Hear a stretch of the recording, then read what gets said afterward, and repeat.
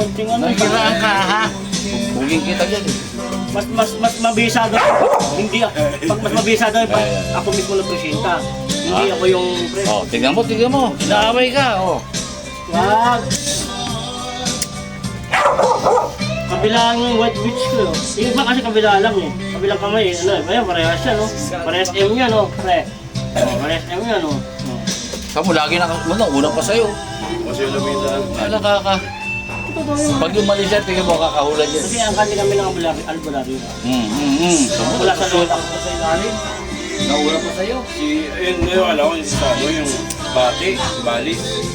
Si mama ko malakas ang bati nun.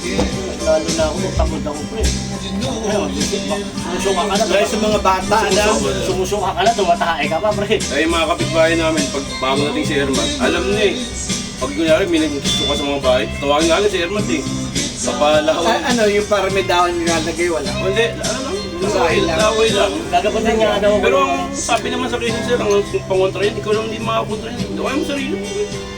Hindi, ang ano daw, gagamutin ako, hahapasin ako ng mulong daw. Kaya yun ang hindi pa Tatanggalin daw, na-harness ng Pinoy eh, no?